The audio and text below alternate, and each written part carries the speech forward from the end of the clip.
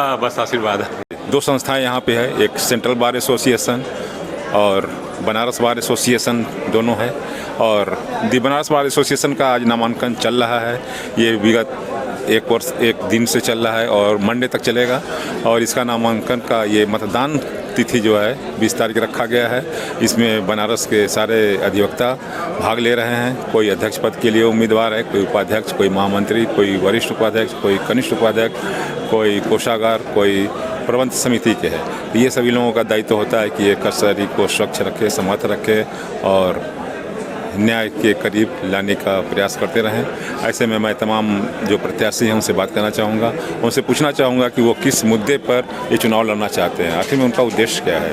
तो मैं आज अपने चैनल काशी प्रांगण यूट्यूब चैनल के माध्यम से आप लोग को बताना चाहते हैं और दिखाना चाहते हैं कि हमारे प्रत्याशी कौन कौन है।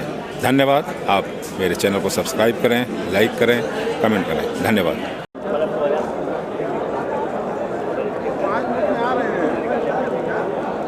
और काशी में कचहरी में चुनाव का माहौल चल रहा है इस समय जो है। और बनारस बार एसोसिएशन का आज नामांकन का तिथि है। और कौन सा तिथि है ये हम भाई साहब से पूछेंगे। आप भी प्रत्याशी हैं, आप अपना नाम बताएं और किस पद के उम्मीदवार हैं और किस एसोसिएशन से। मैं दी बनारस बार एसोसिएशन अध्यक्ष पद का प्रत्याशी हूँ, अजय विक्रम सिंह। आप इसके पहले कोई प्रत्याशी रहे हैं यहाँ पे? मैं 2015 में महामंत्री रह चुका हूँ बनारस बार का।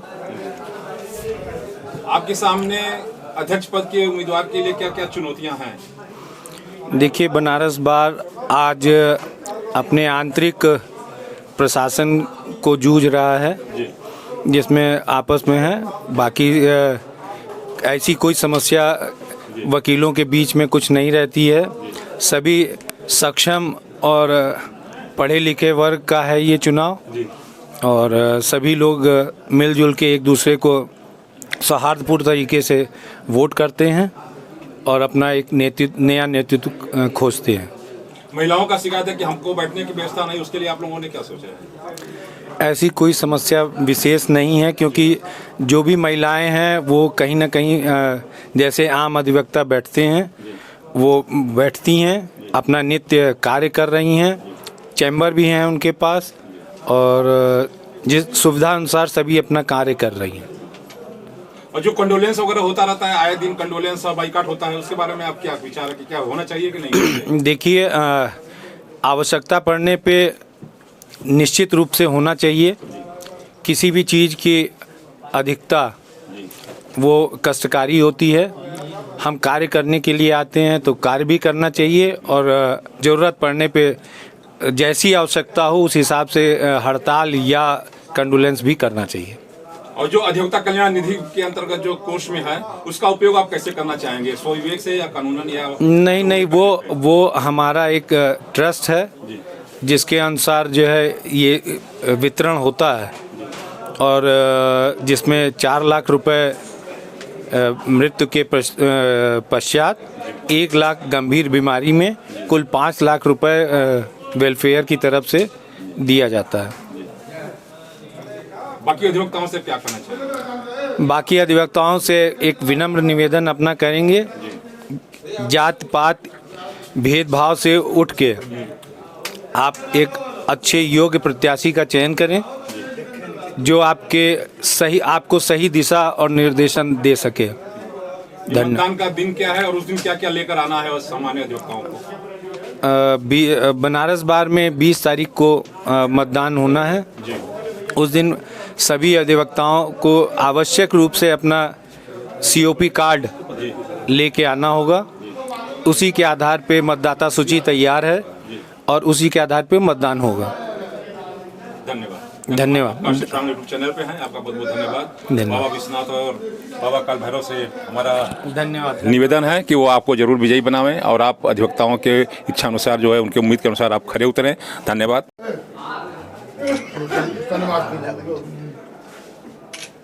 हमारा अध्यक्ष कैसा हो? हमारा अध्यक्ष कैसा हो? हमारा अध्यक्ष कैसा हो? हमारा अध्यक्ष कैसा हो?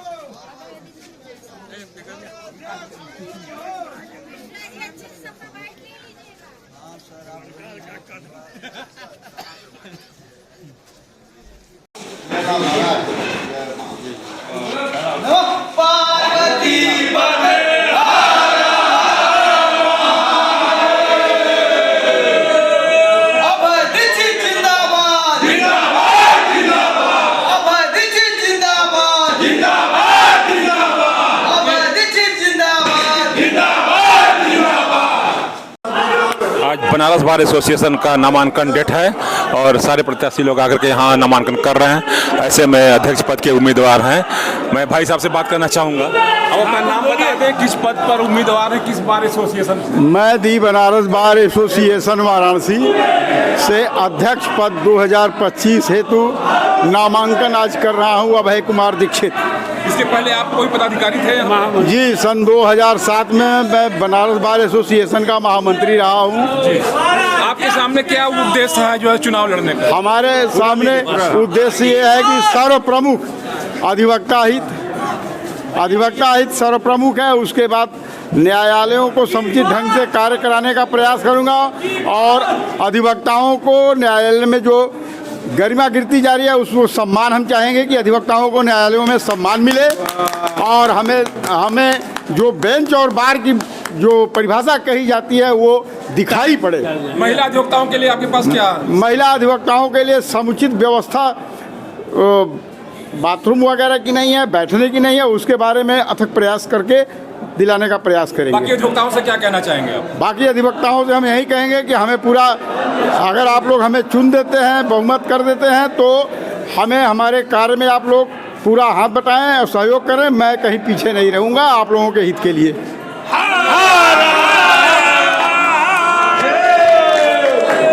आप काशी प्रांगण चैनल पर हैं, आपका स्वागत है। बाबा विश्वनाथ की नगरी में हैं, आपको विजयी बनावे। धन्यवाद।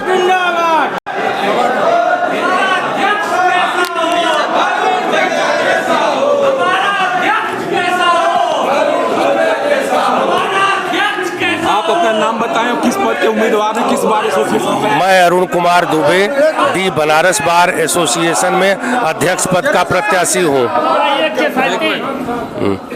मैं अरुण कुमार दुबे दी बनारस बार एसोसिएशन में अध्यक्ष पद का प्रत्याशी हूँ। इसके पहले आप कोई उम्मीदवार? हाँ, इसके पहले हम 2010 में दी बनारस बार एसोसिएशन का महामंत्री रह चुके हैं। आपके सामने क्या उद्देश्य है इस चुनाव लड़ने का? हमारा उद्देश्य है कि बार और बेंच का एक मजबूत समन्वय हम स्थापित करेंगे। जो विसंगतियां या जो चीज़ें बिखरी पड़ी हुई हैं या इस समय जो इस ऐतिहासिक बार ये 1841 का है जो इसको गरिमा को ठेस पहुंचा रहा है, तत्काल इसको हम ऊपर उठाने का प्रयास करेंगे। तत्काल यह करेंगे। अधिवक्ताओं से क्या कहना चाहेंगे आप? अधिवक्ताओं से यह कहना चाहेंगे कि हम पर विश्वास करें, उनकी आन बान शान में कहीं से कोई कमी नहीं आने देंगे। आप काशी प्रांगण यूट्यूब चैनल पे हैं, आप लोग का बहुत बहुत धन्यवाद। अब अपना नाम बताइए। मैं शशांक कुमार श्रीवास्तव किस पद के लिए आप उम्मीदवार हैं? दी बनारस बार एसोसिएशन के वार्षिक चुनाव 2025 के महामंत्री पद पर प्रत्याशी हूँ। इसके पहले आप कोई प्रत्याशी रहे हो? जी हाँ, इसके पहले मैं 2 अटेम्प्ट महामंत्री का लड़ा हूँ और 2013 में मैं संयुक्त मंत्री प्रशासन भी रहा हूँ बनारस बार में। आपका उद्देश्य क्या है ये चुनाव में महामंत्री पद के लिए? किस कारण से आप इसके उम्मीदवार बने हैं? हमारा उद्देश्य अधिवक्ता हित की लड़ाई लड़ना है और जो बार और बेंच का सामंजस्य है मूलतः उसको हमें स्थापित करना है। आए दिन जो कंडोलेंस और बाइकाट होते रहते हैं, इस पर आपका क्या विचार होगा? क्या आपके रिजीम में कैसा होगा? क्या दबाव में होगा या कोई दबाव नहीं, कोई ज़रूरत के हिसाब से, अपने बाइलाज के हिसाब से, अपने आम सभा के निर्णय के हिसाब से और अधिवक्ता के निर्णय के हिसाब से मैं कार्य करूंगा। महिलाओं के लिए आपने क्या सोचा है? महिलाओं के लिए बैठने की समस्या है, महिलाओं के लिए शौचालय का मेन निर्देश है उनका। शौचालय उनके निर्माण के लिए स्थान खोजा जा रहा है। चूँकि हमारे बार के पास अपना स्थान नहीं है, लिहाजा मैं एजे से, जिला जज से रिक्वेस्ट करूंगा कि कोई स्थान उनके लिए अलॉट किया जाए ताकि उसका निर्माण कराया जा सके। अधिवक्ता कल्याण निधि में जो धन है उसका उपयोग आप कैसे करना चाहेंगे अगर आप महामंत्री पद के विजयी होते हैं? किस अधिवक्ता निधि की बात कर रहे हैं? जो मिलता है, जो मेडिकल सहयोग में मिलता है। दो हैं, एक हमारा खुद का फंड है लॉयर्स वेलफेयर्स का, एक है उत्तर प्रदेश सरकार का न्याय समिति का। लायर्स वाले का लॉयर्स वेलफेयर का उसका अपना बाइलाज है, वो आफ्टर डेथ ही हमारे अधिवक्ता बंधुओं के परिवार को दिया जाता है। और जो मेडिकल सुविधा मिलता है आपका प्रतिवर्ष? मेडिकल सुविधा अभी ऐसा कोई नहीं है। अभी इस बार गवर्नमेंट ने कुछ स्कीम लाई है, हम लोगों के डाटा उन्होंने कलेक्ट किए हैं। इन फ्यूचर देखिए वो क्या कर। चुनाव किस दिन है? चुनाव 20 तारीख को निर्धारित किया गया क्या है। क्या लाना है उस दिन पेपर में? आज सामान्य अधिवक्ताओं को क्या लाना होगा?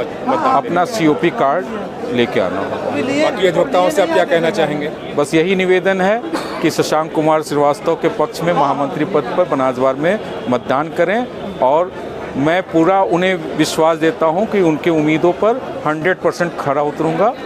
धन्यवाद। धन्यवाद। आप काशी प्रांगण यूट्यूब चैनल पे हैं, आपका बहुत बहुत धन्यवाद।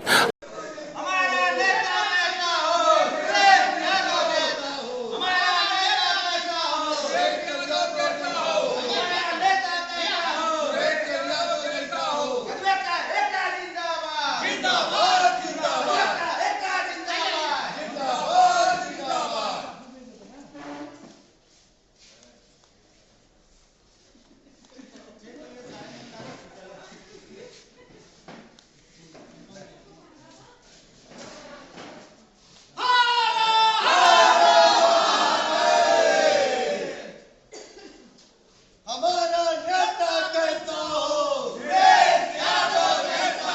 हमारा नेता कैसा हो? Vote for Suresh Yadav. Vote for Suresh Yadav. Vote for Suresh Yadav. Vote for Suresh Yadav. हमारा नेता कैसा हो? सुरेश यादव जैसा हो।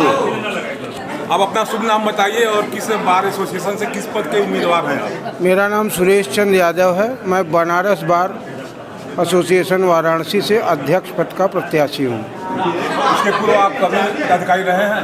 मैं 2021 में सेंट्रल बार का वरिष्ठ उपाध्यक्ष रहा हूँ और 3 बार बनारस बार में प्रबंध समिति सदस्य रहा हूँ।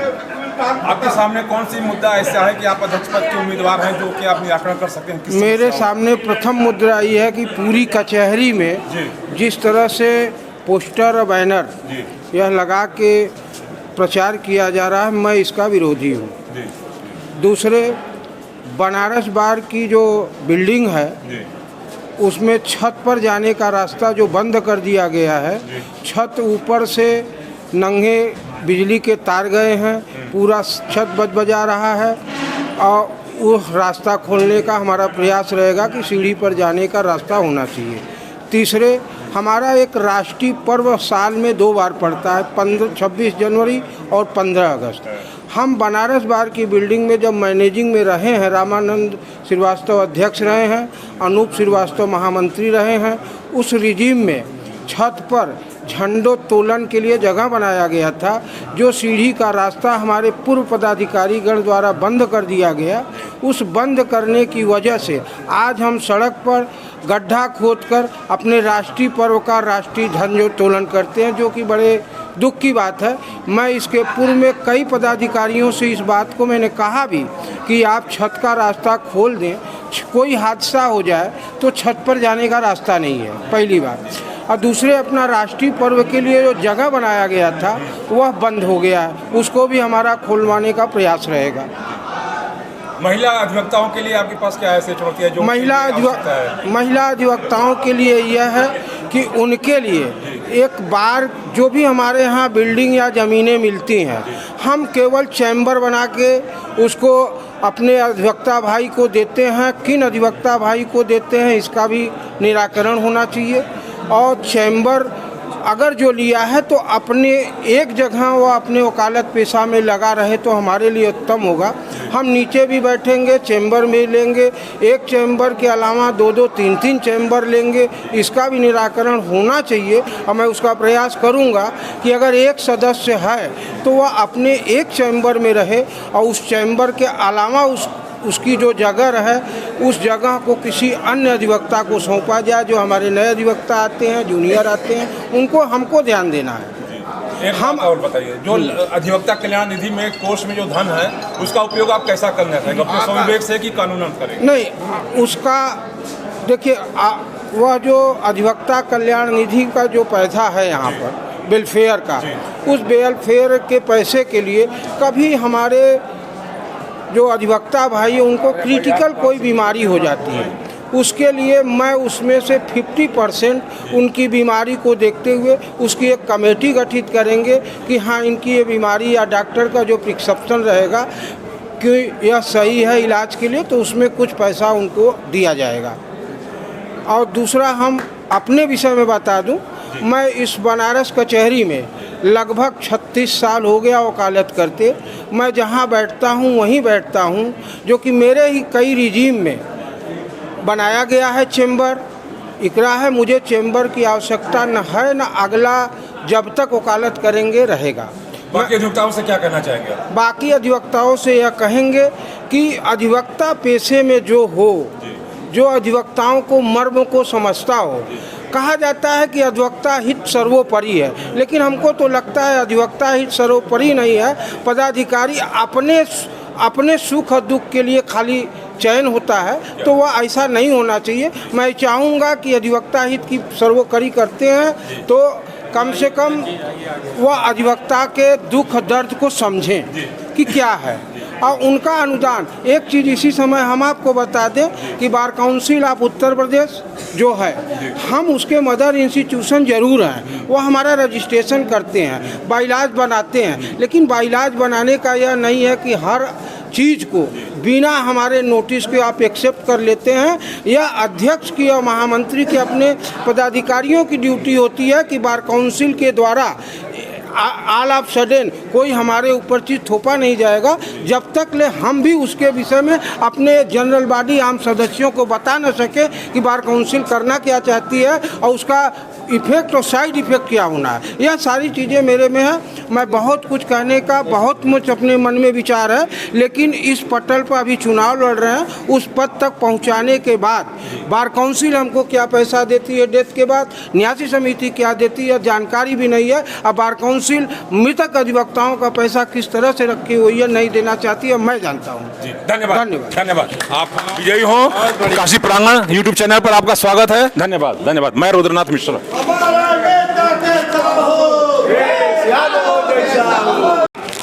मैं भाई साहब से कचहरी में आए दिन हो रहे कंडोलेंस और बाइकाट के बारे में भी बात करना चाहूँगा। आप बताएं, जो कचहरी में आए दिन कंडोलेंस और बाइकाट होते रहते हैं वो किसके विवेक से होता है, इसके बारे में आप कुछ प्रोसीजर बताएं क्या है? बाइकाट कंडोलेंस जो कि हर संस्था का एक अपना है कि अगर हमारे संस्था से संबंधित किसी भी सदस्य का घटना दुर्घटना होती है तो कुछ तो होता है कि डेथ, जो अगर मृत्यु है, मृत्यु होने पर हम हमारे बार एसोसिएशन से वह अगर सदस्य है तो हम उसका फुल डे कंडोलेंस करेंगे, जो कि कॉन्स्टिट्यूशन में यह व्यवस्था दी गई है कि हर संस्था अपने हिसाब से कंडोलेंस और बाइकाट करती है।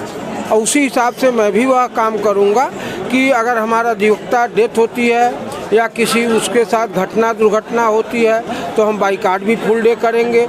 हम हाई कोर्ट सुप्रीम कोर्ट के कोई वह नहीं है कि वह ला लेट डाउन कर देंगे, कोई ऐसी रूलिंग नहीं है कि आप 3:30 बजे से कंडोलेंस करेंगे, बाइकाट नहीं करेंगे। हमको बहुत बड़ा आश्चर्य इस बात का हो रहा है कि अभी अभी हमारा बार काउंसिल के द्वारा यह पूछा गया है कि कितने अधिवक्ता जो कि आपराधिक छवि के हैं उनकी लिस्ट मांगी गई है। मैं अपने बार काउंसिल से भी यह जानना चाहूँगा कि क्या यह केवल अधिवक्ताओं का ही और सारे लोगों की व्यवस्था के लिए देखा जाए कि आपराधिक छवि के लोग जो मंत्री होते हैं, नेता बनते हैं, क्या वो आपराधिक छवि के नहीं है? हमारे पास कौन सा ऐसा मापदंड है कि हम बतावेंगे कि हमारा अधिवक्ता आपराधिक प्रवृत्ति का है कि नहीं प्रवृत्ति का है? FIR दर्ज हो जाने से हम आपराधिक नहीं हो सकते हैं। आपराधिक द्वेषवश भी होता है, FIR होती है। जब तक न्यायालय से कोई व्यक्ति को दोष सिद्ध न कर दिया जाए तब तक यह नहीं कहा जा सकता है कि वह कोई भी व्यक्ति अपराधी है। क्या है वह, उनको अगर इस चीज़ की जानकारी लेनी है तो वह डीजीपी या पुलिस कमिश्नरेट उनसे मांगे और उसकी कार्रवाई के विषय में कि किस तरह का आपराधिक इतिहास है, किस तरह की एफआईआर है, उसके भी फर्जी एफआईआर दर्ज करके किसी की छवि भी धूमिल की जाती है। यह सब सारे प्रश्नों के उद्देश्य से मैं बार एसोसिएशन का अध्यक्ष पद का प्रत्याशी हूँ, अध्यक्ष का चुनाव लड़ रहा हूँ कि अगर अध्यक्ष आप लोग हमको बनाते हैं तो मैं उस तरह से लिखा पढ़ी का भी कार्य करूँगा कि कॉन्स्टिट्यूशन की व्यवस्था, हमारे बाइलाज की व्यवस्था में क्या है, क्या हम कर सकते हैं, क्या नहीं कर सकते हैं। थैंक यू धन्यवाद।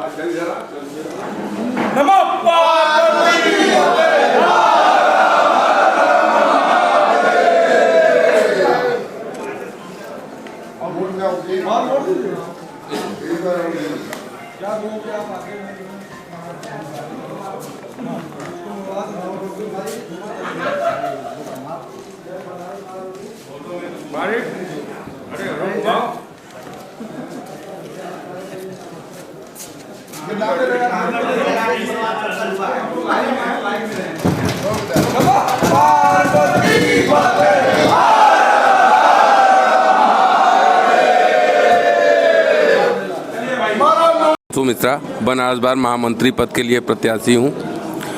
18 वर्ष से लगातार विधि व्यवसाय में रत हूँ। आप किस पद के उम्मीदवार हैं? महामंत्री। इसके पहले आप कोई पद में थे? नहीं। आप वकालत कब से कर रहे हैं? 18 वर्षों से। किस एसोसिएशन से आप चुनाव लड़ रहे हैं? दी बनारस बार एसोसिएशन वाराणसी। बाकी अधिवक्ताओं से आप क्या कहना चाह रहे हैं? अपने लिए सबसे निवेदन करूंगा कि मुझको वोट दे करके विजयी बनावें। सुधांशु मिश्रा जिंदाबाद।